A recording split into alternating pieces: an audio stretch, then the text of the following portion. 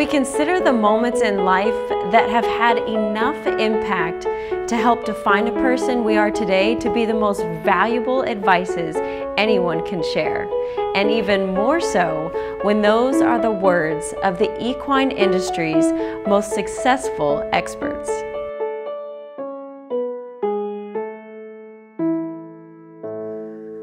That was when I was youth, still a youth rider. Mark Thomas, that was an American pleasure horse, an all-round trainer. He showed me the first things, the first steps, and you know, like we were at the time. We've had horses at home all the time, but I never wanted to ride. My father always wanted me to ride, but we had Arabs, and we never had a chance to go on horse shows. But it's not like I didn't like to ride.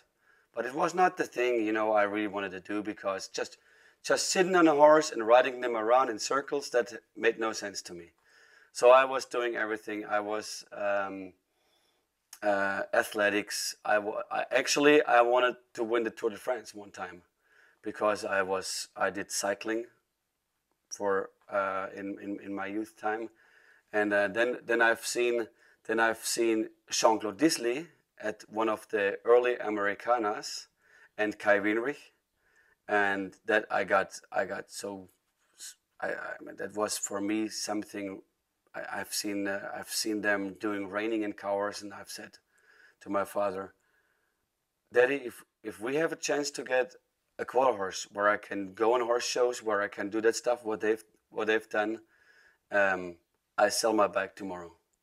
Well, I didn't need to sell my bike next day, but he really, and we were not out of those kind of families, you know, where the money was just, where you just had to go on the bank account and get the money and buy a horse. So, and he knew that's going to be a lot. So he had a long talk to the bank and asked them if we can lend the money for buying a horse. And that's, well, more or less a big risk, because my daddy didn't earn so much money. But he made it there, and then we went to Eberhard Kleinmann. He was by that time the president of the German Quarter Horse Association, and he bought that horse for me, and that's, you know, more or less my daddy. I mean, maybe it sounds a little bit funny, but he was the guy who he made it able. He bought me a quarter horse that was actually, by that time I didn't know it, but it was a own daughter of Colonel Freckles.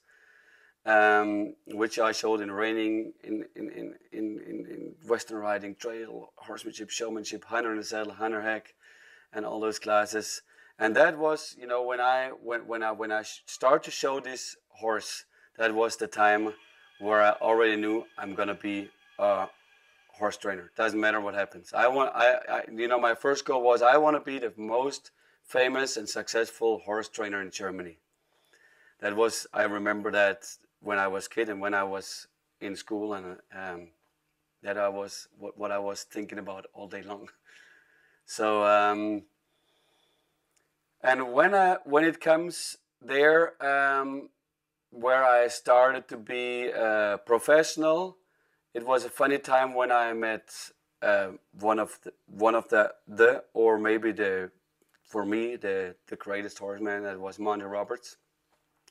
I met him when I was 18 years old at the Equitana in Essen, and I've never heard about him. And he told me his story about, because I was dressed like a cowboy from Montana, so he was talking English to me. My English was at that time poorer than now, and I did not understand one word. And I got my boss Volker Laves from the Circle Irons there, and I said, well, Volker, you gotta come. This American, he talks to me all the time, and I hardly understand him. And but he doesn't quit talking. He always talks to me, and I just understand join up or something, and what he can do with the horses. And since I've never seen what he did with the horses, I thought I understood him wrong all the time.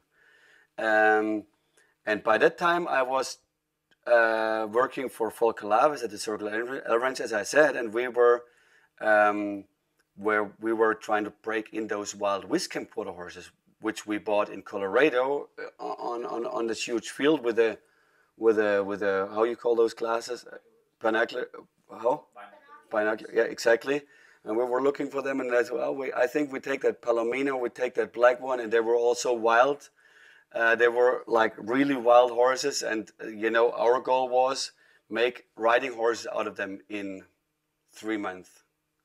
You know, you have no clue how many times I flew over the wall of the round pen, and you know, we just did it the way we did. We tried to saddle them, and then we launched them, and then we stopped on them, and when they throw us off, and we stepped on them, and they throw us off, and you know, we just did it till they were tired to buck us off.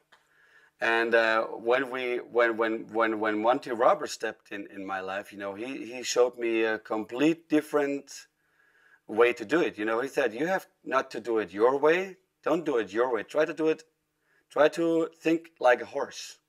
You know, he was the guy who made me try to think like a horse, you know. And I said, well, I was trying to think like a horse, but, and he said, well, somehow it didn't work.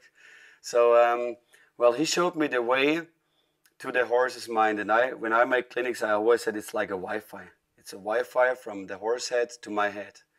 And it has, or a Bluetooth. It has to be on all the time, you know.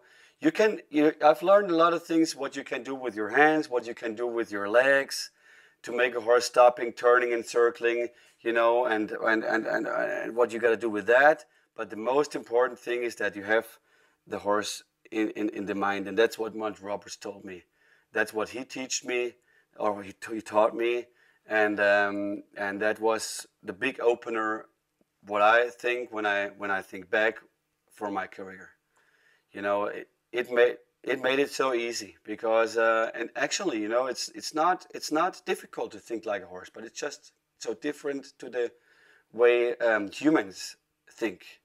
And if you you know, and you get experience with it, and that helped me tremendously with my reining career and with horses and with everything. And since I met him, it opened up my eyes for the horses anyways. You know, I did not do the riding sport as a sport.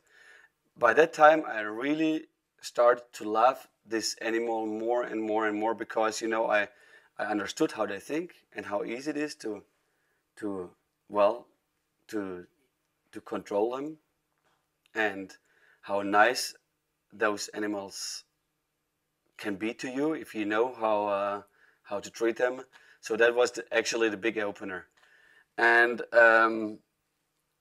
well, as it went on, I spent 3, 4, 5 months in the States at Todd Arvidsson's place, where I learned almost everything about reining. He taught me reining stuff, you know, which we've never had really in Europe. You know, we haven't had the chance because, you know, we always learned from books.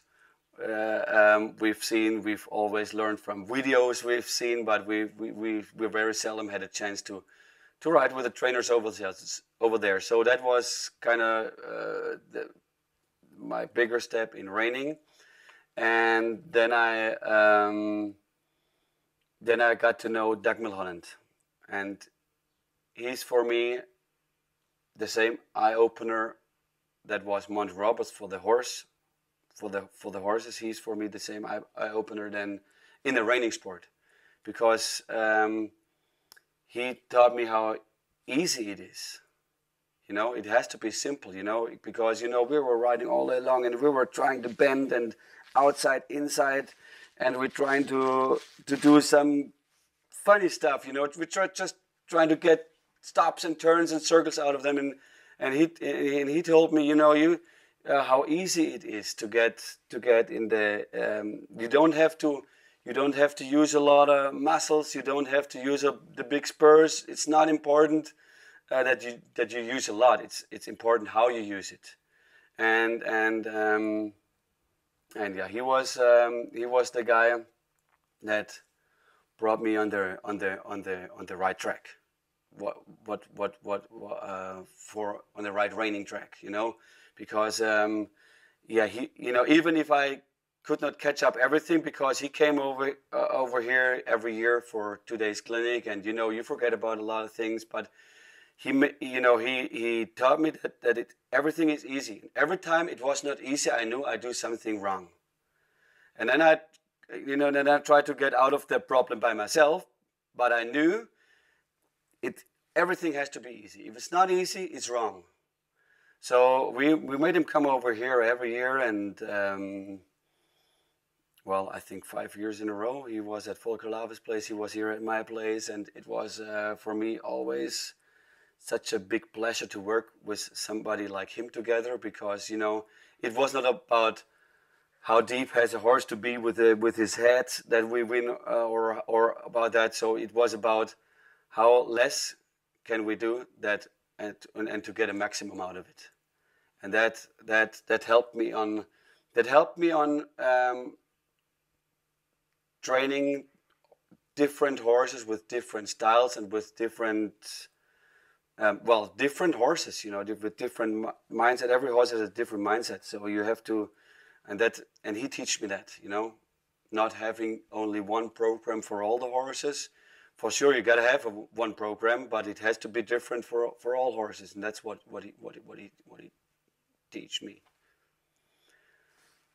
Well, and then when I became more and more successful, there is for sure one guy, and it's just again the same, just on a higher level, but it was Don Boyd. Well, I remember I was with Red's Gonna Rain in Mooslark. It was my first big horse show with him, and I expected a lot from him and from myself, and it did not really work out. But it was funny because there was Tom McCutcheon, there was Tim McVeigh was down there. They all showed. Don Boyd showed down there. I think Sean Florida, Fapani, I think too. So all the big guys came over here, and I had a good horse, and I thought I was prepared, but when I had my ride, and I thought it was big time. It was big time ride. It was great, and I did not make the final, and I was pissed, and I was really pissed, and then I told my story in the evening to Don Boyd, and I said, "Did you see my ride? It was really nice, and they didn't underscore me big time and stuff like that. You have those days." And well, he came to me and said, "Well, it was a nice ride, and I've seen that you're riding a good horse, but you've had here a problem, there a problem, and there a problem." And I said, "Well, I don't know. Maybe he saw something else, and I wanted to get sure if he saw the same ride that I saw, or that I felt." And and then the next day we watched the video, and he was right for sure, huh? And I was wrong.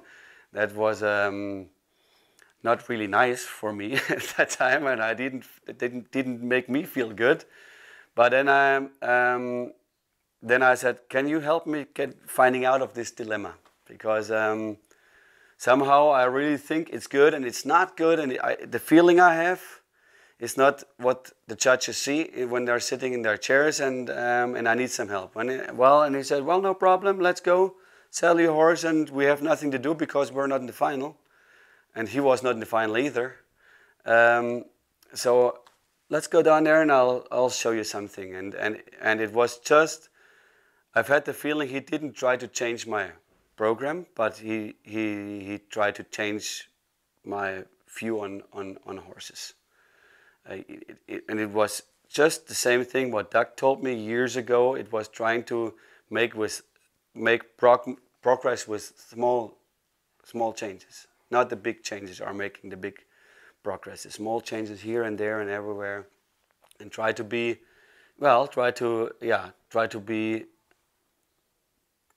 keep it simple.